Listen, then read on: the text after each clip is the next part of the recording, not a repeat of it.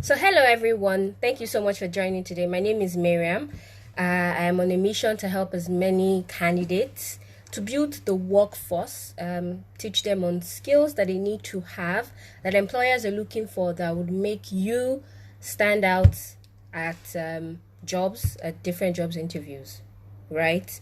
So I want you to introduce yourself. So say something like, "Oh, hi, my name is Sheil. I'm an aspiring accountant general of Lagos State," or "You're an aspiring scientist. You're an aspiring whatever." So I want you to introduce yourself in the comment section. Say, "Hello, I am. What's your name?" And then you're an the aspiring title that you're looking for. We need to, as much as possible, put out the positive energy into the universe. The universe always listens. So when you tell yourself this is what you want to do, you definitely get there. So, hi, my name is Miriam, and I am an aspiring HR and tech business owner. Let's meet you. I'm waiting for the comments. I'm also trying to get as many more people to join this video as possible. Yes. So basically respond so that we can move on.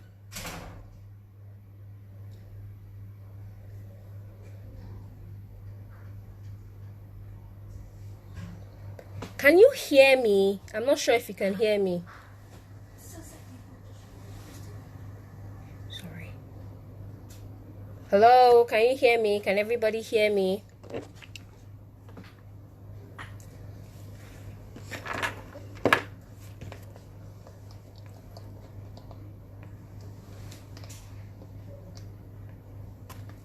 Ooh. Oh, fantastic, fantastic, fantastic. Hello, Angela. Hello, Lekon. Hello, Sheil. It's so nice to have you here. So today I wanted to talk about the skills. Fantastic. The skills that employers are looking for from candidates. So I'm going to take skills as on its own. There are two different types of skills. There is the hard/technical skills, and there is soft/transferable skills. Now, with hard and technical skills, these are skills that you've probably gotten from the university. So you're an accountant, these skills are quantifiable. Hi, Ulisse, welcome. These skills are quantifiable. These skills add evidence to it. That means you'd have a certificate, you'd have a degree, or you have a work experience backing you on those skills. An example would be bookkeeping.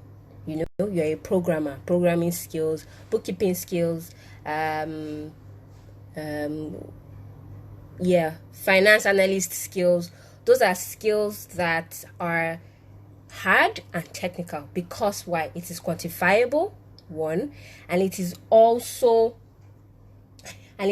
tangible because you can get a degree, you have a certificate. So for example, HSC, that's the health and safety aspect, you have a certificate to it. So that is a hard skill.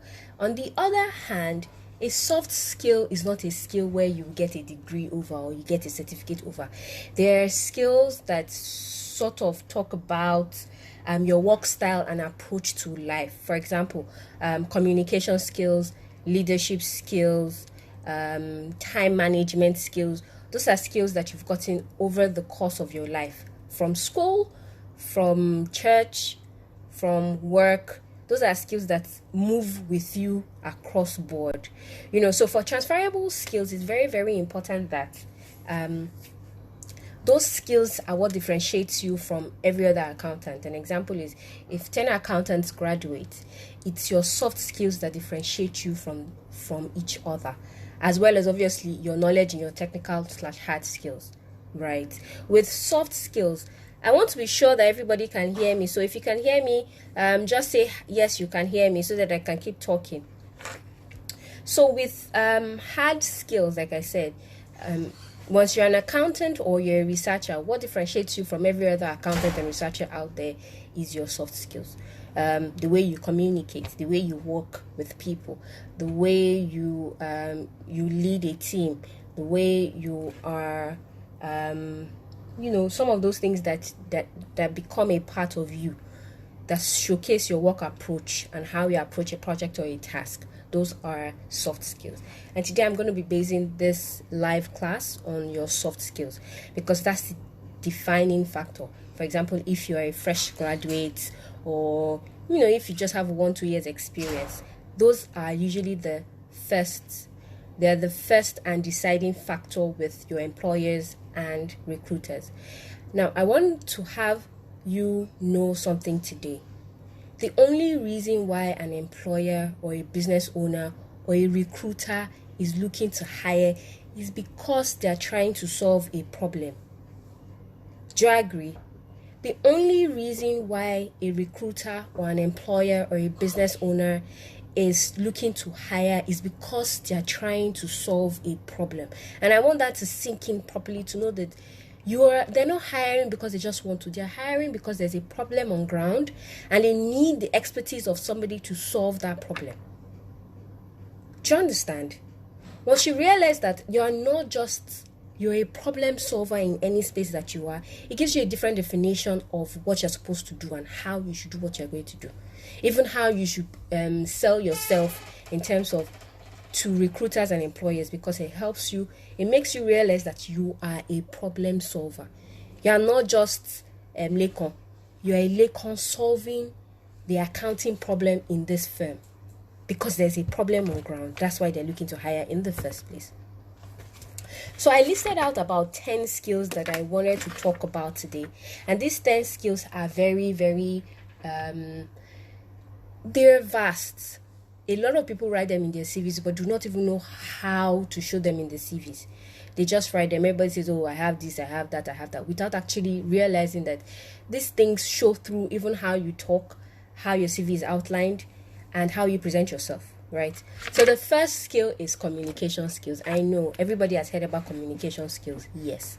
But with communication skills is broken down in different ways. It's broken down in solid writing skills. It's broken down in spoken skills, that is verbal skills, like verbal communication, and written communication, verbal, oral, written communication, however you want to put it in place, right? In both virtual and physical. That means, as you know, with COVID-19 pandemic now, everything is changing. You need to be able to talk to people virtually as much as talk to them in person. You understand? So communication skills is broken down into 3 ways.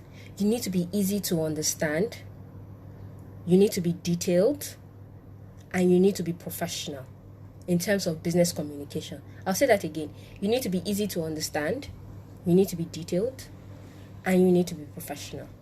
You need to be easy to understand in how you write, in how you speak. You need to be detailed in how you write, in how you speak. And you need to be professional rather, in how you write and how you speak. Because those are the deciding factors to determine that you have great communication skills.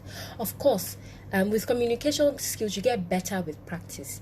You get better at how you write your emails. You get better at how you write your proposals. You get better at how you write your presentation. You get better at how you sell a service. You get better at how you present a proposal. So these things are things that you will definitely get better at as you do. So that's communication skills. So I was asking if anybody was going to be our scribe. If you can, anything that I say, just write them out in the comments so that new joinees can, and we'll see what we've talked about previously before we take questions and answers at the end of this class. Number 2 is time management. So the first one I talked about is communication skills. The second one is time management. What time management means is employers want to know if you can keep to time. Now, keep to time is not only coming to work on time, it's also meeting deadlines. It's also delivering tasks on time.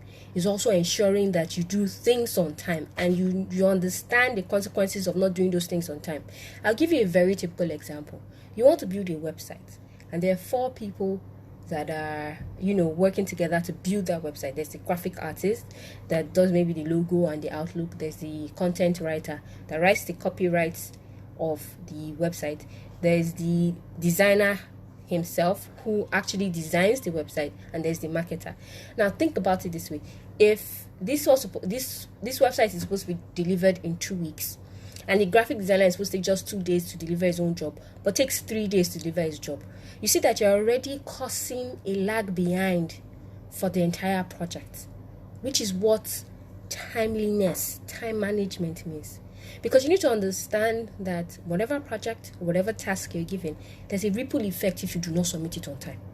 There's always a ripple effect. The idea is, would you be able to understand that, your job, you need to submit it on time. You need to do everything on time. For example, an accountant, you can't submit a statement of financial report on the 2nd of April for March reports, or rather on maybe like on the 15th of April for March reports. That's absurd. You've wasted everybody's time, because how are you supposed to make informed decision for the next month if you don't have your reports directly on time on the 30th or on the 25th, or on the 22nd, depending on the financial month or year or financial calendar in that organization. So that is what everybody's talking about. Time management is a very important skill. Number 3, problem solving / critical thinking skill. Again, I already mentioned, the only reason why an employer or business owner is looking to hire is because they have a problem and they're looking for somebody to solve it. So in your head, you're a problem solver. You need to come off with that type of attitude. You are here to solve a problem, right? So as a problem solver, employees are looking for people who will take action and find creative solutions to those problems. I'll take it again. Because as a problem solver is taking action and finding creative ways to solve that problem. Do you understand? We need people who are going to think out of the box. We need people who would use their expertise or their knowledge to solve the problem, to better the organization. We need people who are proactive, who won't sit back and say, okay, until my guy says I should do something, I'll sit down. Until my boss says I should do something, I'll sit down. You want to be thinking 1-2 steps ahead.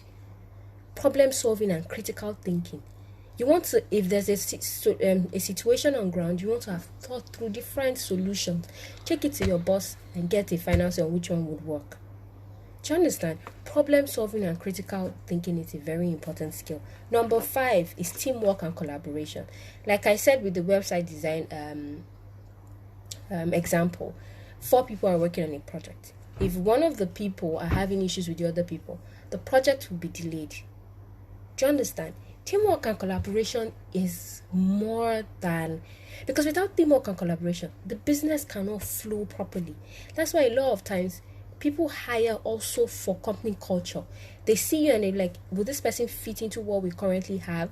Will this person give us issues? So if you go for an interview and you're seeming very arrogant, standoffish, snobbish, and the people in their offices, they're relaxed, they're easy to talk to, they won't hire you because you do not fit in. Teamwork and collaboration is the only way you're going to move forward in any business, because even as a business owner, you have to collaborate with other people. So teamwork and collaboration helps. Thank you, Lekon. Yes. Teamwork and collaboration helps to understand that you'll be able to work well. You'll be able to find creative solutions efficiently and effectively in a team. Teamwork and collaboration. Now, another part is I'm going to give you examples of how to put these things in your CV, how to showcase these skills in your CV. So let's just go through all the skills first. So I've talked about communication skills. I have talked about time management and timeliness. I have talked about critical thinking and problem solving. I have talked about communication. I've talked about teamwork and collaboration, rather. The next one is digital literacy. This is very important. We're in a world now where everybody, like I said, everybody is working with the internet. You need to be able to be comfortable with computers. You need to be comfortable with online research. You need to be comfortable with new tools and technology that come out in your own area of expertise. Whether you're an accountant, what new tool is out? What is the benefit of this tool to the other tool? For example, initially everybody used paper and biro to do their accounting. We moved to Excel. Now there's QuickBooks, there's Sage, and in another 5 years there will be something else. We need to know that you're going to be comfortable with moving from one system to another. We need to know that you're going to come to a place that uses Excel and tell us that, oh, why would we not try Sage? Sage will give us real-time reports every time. You won't have to wait for somebody to compile it. You can view it fast. That is two things in one. You've come off as a solution provider. You've realized that, okay, real-time information is important in the modern day business. You've told us the solution that we'll use. So that is critical thinking and problem solving, as well as being digital literate, as well as showing your professionalism, as well as showing that, you understand the technology in place at this time for your role. That's important as well. Initiative. This is a very broad topic. With initiative, we're looking for people who are proactive, who are self-motivated and driven. Like I said before, nobody wants an employee that would sit back and wait for orders every time. We need to know that you're proactive. You can think about the next steps. Even without being told. You can even try. Those things are the things that make an employee different. I'll give you an example. I hired for a social media manager recently, and this particular lady seemed professional. She knows the textbook, so that's her technical skills are on point, but she's lagging on some people skills. And we thought that, since you have some of these technical skills, the client decided to go with her because she had some of the technical skills that we're looking for that most people do not have. But our people skills, our soft skills were lagging behind. She had to always wait for instructions before she does anything. And the idea is, you're the professional. This is supposed to be your job. You are supposed to tell me what you think is right for this role. Then I'll give you a go ahead to do it. But if you're waiting for me to tell you what to do every single time, what is now the use of you? Why are you here? Do you understand? Because that's the truth. Why are you here? If you're an accountant, you get to a new role. After the onboarding process and your handover, you're now waiting every time to do your job. Why are you there? I might as well do it myself if you're waiting for me. Do you understand? These are things that you need to understand. These are things that people look out for in people before they hire. Now, the girl is out of job, and she got a good job after 1 year of not getting a job. Do you understand? See?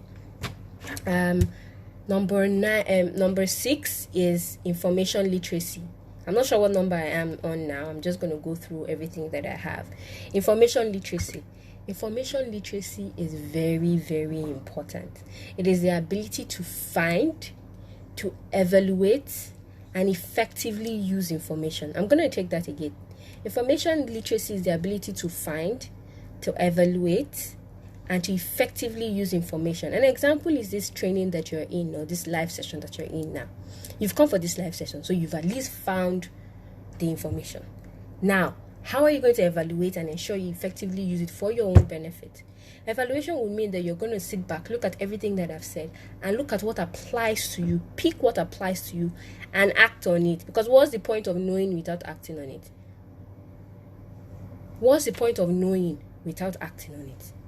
There's absolutely no point.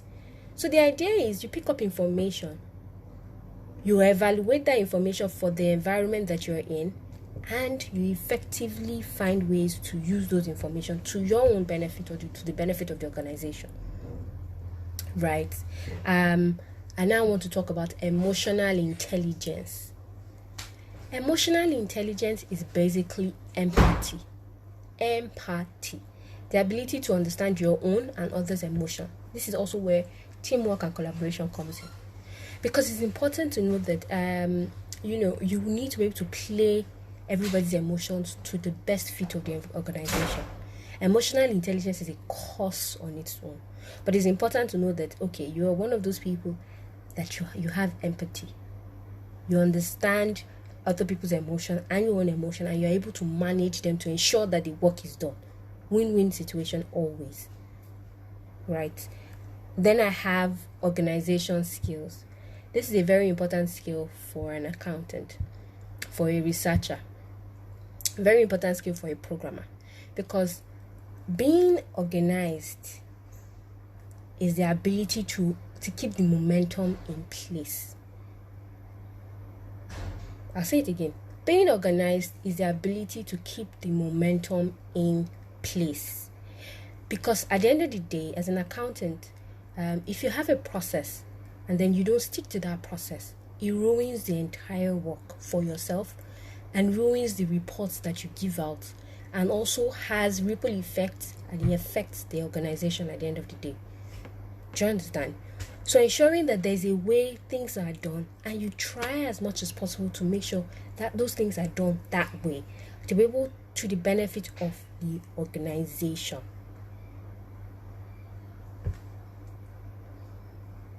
Do you understand? So I'm going to take it again. I think we've covered about 8 soft skills at this moment. We've talked about communication. We've talked about problem solving and critical thinking. We've talked about time management. We've talked about teamwork and collaboration. We've talked about emotional intelligence. We've talked about digital literacy. We've talked about initiative. We've talked about information literacy and organization. Oh, wow. We've spoken about 10 soft skills that are important right now that employers are seeking for. Now, the truth is, how do you input all of these skills that I've just mentioned into your CV? How? The answer is simple. Aside from just listing them on your CV, because I realize that a lot of people, what they do is, after their name, their career profile or career objectives, they have a slot where they put skills or core competencies. But the truth is, that skills or core competencies should be your technical or hard skills. For example, if you're an accountant, you want to put budgeting, you want to put taxation, you want to put financial analysis, you want to put financial reporting, you want to put financial statements, you want to put bookkeeping. Those are the core competencies for an accountant.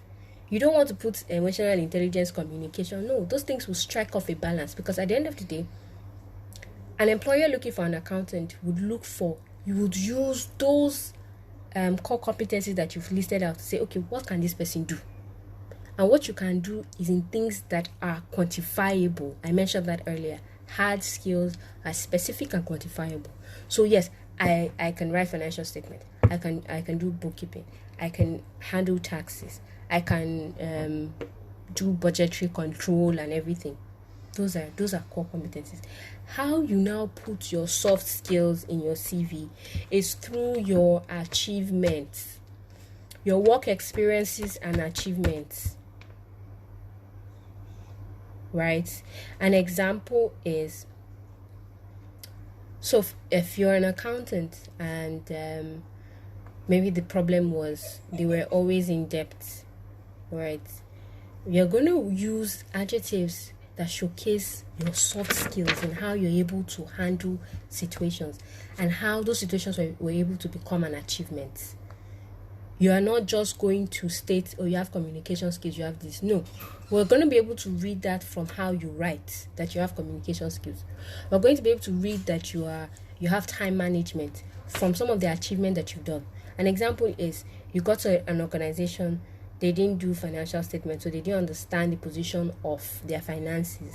You got there, and within the first month, you delivered a result, a proper report, a profit and loss report, or a statement of financial position report to them at the 27th of the month, which was unlikely, and you got a recommendation, you got an acknowledgement from your boss. That is an achievement.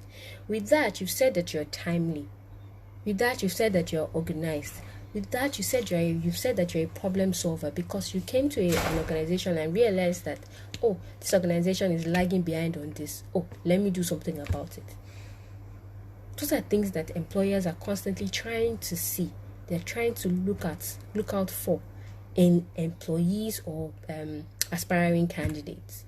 So it's important for you that, I always say, do not just put, when you put your work experience, cashier, or you put researcher, or you put programmer, you now put what you did every day. Oh, I collected paper from this person today. Oh, I did this tomorrow. No, that's not what we're interested in. We're interested in the achievements that you've been able to do in your time there. What did you achieve? What were the things that you were able to do differently in that place? Differently doesn't have to be completely new. Doesn't have to be like you thought about it from.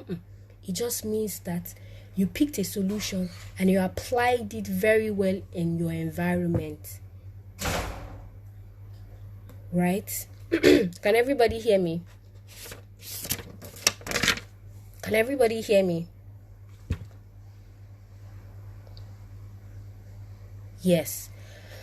So, like I said, you need to be able to impute some of these skills, these 10 skills that I've given you. They're going to be different for different roles. For a computer professional, it's going to be totally different skills. For an accountant, it's going to be totally different skills. But there are some skills that override everything and cut across everything. For example, communication skills. Every single role, you need to be able to properly communicate. You need to be digitally literate. You need to have information literacy as well. You need to be able to collaborate and work in a team. Because then what's the point? You're not going to be an independent role. Even if you're an independent role, your role is dependent on other roles in the organization. So if you're the only accountant, you have an admin, you have a CEO. Your role is dependent on the CEO, on the admin, and even some of the staff that are in the organization. Do you understand? So it's very, very, very, very, very, very, very important that you include the skills that are specific to your role, and then you coin them in your key achievements, not just what you did every day in each work role. No, your key achievement. What were you able to achieve? What were you able to achieve? Do you understand? Oh, you were part of the team that handled a project on time and within under budget. You see, what have you said there? You said you have project management skills. You said that you are timely. You said that you are organized, because for you to be able to manage a project on time and under budget, you must have amazing organization skills to be able to do that. So those things are the things that you've said that you have. We pick those things from your key achievements. You don't necessarily have to list them out. And even if you want to list them out, it's fine. But you need to ensure that what you're listing out first is your core/technical/hard skills, which would be, if you're an accountant, bookkeeping. If you're a programmer, the languages you can use, Java, C++, think something like that. If you're an automotive engineer, you can service engine. You can do wheel, you can remove tire. Do you understand? You have to put your core so that when you see that, or if you're a digital marketer, you can handle social media, you can do Google Ads, you can do SEO. So that if an employer looks at your CV, they immediately scan through and see what is it that this person has that I need. Because at the end of the day, they only need you because they have a problem at hand and they're looking for a solution to solve that problem.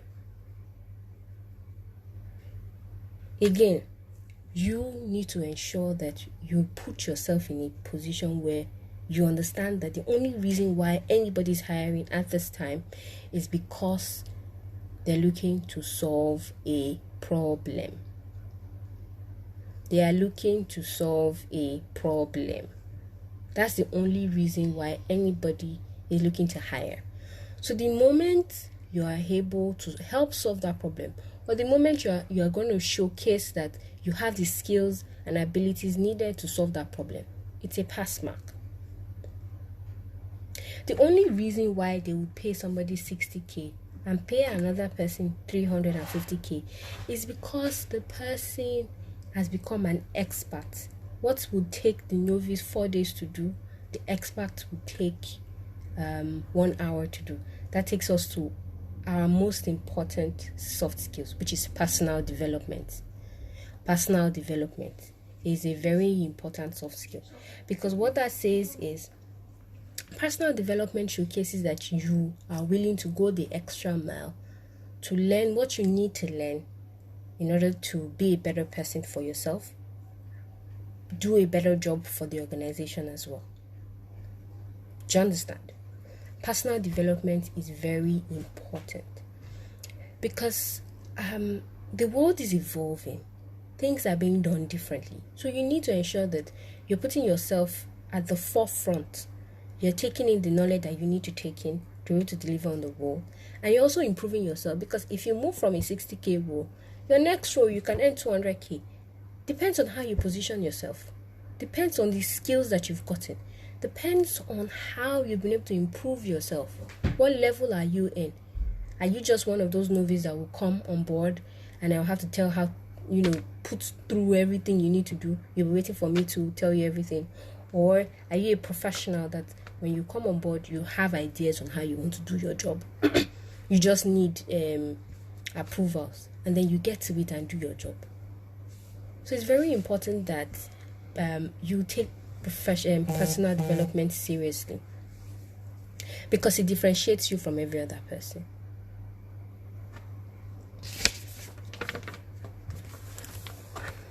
So I also wanted to talk about some of the personal qualities that are in demand at the moment. Personal qualities, because as much as employers or business owners look for skills, technical skills in terms of what you read or what you can do, soft skills in terms of your work approach and style, they also try to understand the person for the workspace. It helps with the company culture. It helps with they need to know that you can work in their team. And the first thing is loyalty. Loyalty, as much as people would say, oh, companies are not loyal to their employees, but they need you to be loyal to them. In the sense that they determine this by looking at, oh, this person left a job every 3 months or is leaving the job every 6 months. People are going to be weary because they will spend a lot of time training you to be a good fit for that role, and then in 6 months, when there's more money, you will leave. So they look for all those traces in the CV. They want to see that you have good work ethics, and it shows by what time you get to the interview, how you address, your body language, and your determination in doing what you're supposed to do. They also look for your eagerness to learn and adapt. Very, very important. You have to be eager to learn. So even at interviews, when you don't understand something, you ask questions. Oh, I'm sorry, I didn't get that. Could you take that again? They always look for people that ask questions. They always look for people that have the body language that says, oh, even if I don't know, please teach me, or I can find the answers if you give me time. And also, personal development is very important. I'm not even going to lie. Like, I recently hired, I'm going to use that graphic designer role again. I hired for the role. The lady is a fantastic social media person. She writes well, but she's not great with graphic design. During the interview, she came off as if, oh, she's going to learn. Now, on the job, she didn't make any single effort to try and learn to be a better graphic artist, even though she knew that was a very important thing on the role. So people are trying not to make those mistakes because it's costly to hire. It's very costly to hire. Number one, you're going to spend about 1 month finding the right person. Then you find that right person. The person is not a fit. You've lost salary for 1-2 months. You've lost your time that you've used to train the person. That's why I'm committed to ensuring that I have a certain number of people in my community that are solid people, so that if they move on to any role, it's a good thing. I would have candidates to give out to clients that request for candidates from me, and the candidates are happy. They are built. It gives me good recognition from my clients, and I get more referrals. Do you understand? So it's important that you on your own, the fact that you're even on this live class, on time in this live class, means that, oh, you are one of those few people that take developing yourself seriously. But the question is, are you going to apply? You have to apply, because there's no point in knowing without applying some of the things that you know. I hope you can hear me. I hope it's not one of those sessions that has frozen and I'm talking to myself. Let me know in the comment if you can hear me.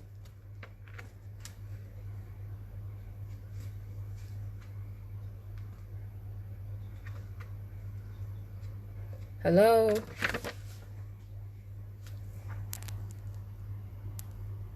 Can you hear me?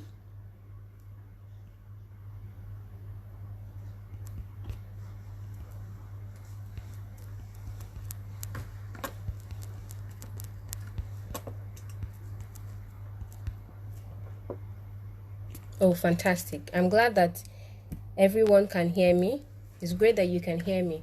So now I wanted to take as much questions as you have. I think we have about 10 more minutes. Let's take questions.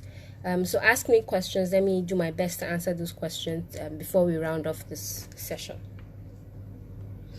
It's a very hot day. See how I'm sweating? Oh, thank you. So please ask me questions, and let me answer those questions.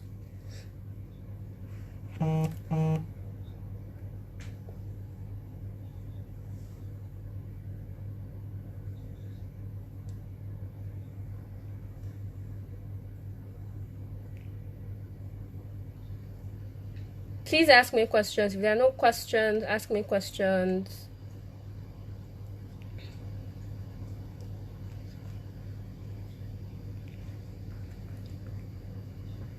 So does everybody understand what I said today?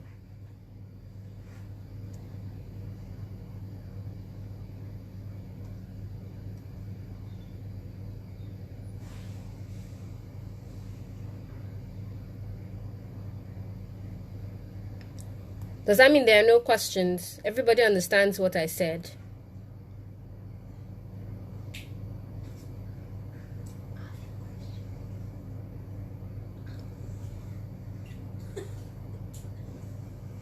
Oh, great. So since everybody pretty much, Amy, oh, I'm glad you understand what I said. Oh, thank you so much for saying it was on point.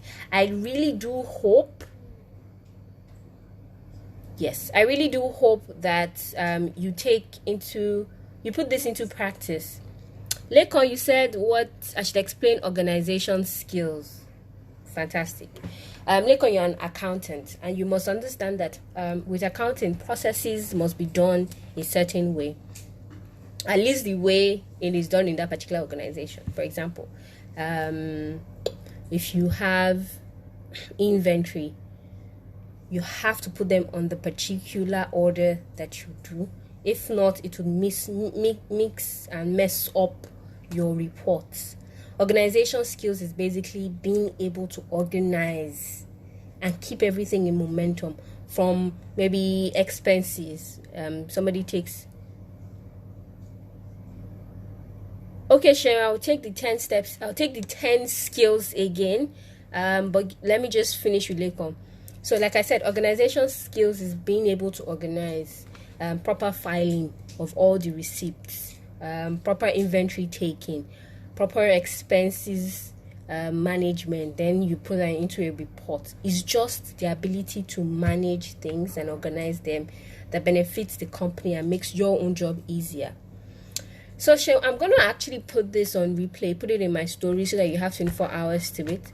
But the 10 soft skills that I talked about are communication skills, teamwork and collaboration, organization skills, emotional intelligence, digital literacy, information literacy, initiative, what else? Critical thinking and problem solving, and time management. Time management is the same thing with timeliness. And I mentioned that your soft skills, these skills, you introduce them in your key achievements under your work experiences. So even if you don't have any work experience, you must have had a volunteering experience. You include your key achievements in it. You must have had an experience in school. Maybe you were the vice president in your department. You have an achievement, something that was unique to you, that you did or you improved upon. It doesn't have to be exactly new. It could be something that you just improved upon. So that's why I said. So with hard skills, Gloria, I'm throwing light on the hard skills now. I said hard skills are specific and quantifiable, and they can be demonstrated through a tangible evidence. For example, you have a degree, you have a certificate, or it's actually a work that you've done before. An example is, if you're an accountant, you should know about taxes. Taxation is a hard skill. Budgetary is a hard skill. Bookkeeping is a hard skill. Do you understand? If you're a programmer, knowing Java, C++, and all those languages that they use is a hard skill. If you're a website designer, understanding UI and UX is a hard skill. Gloria, if you can tell me what you do, I will be able to break down some of the hard skills that would be aligned with your role.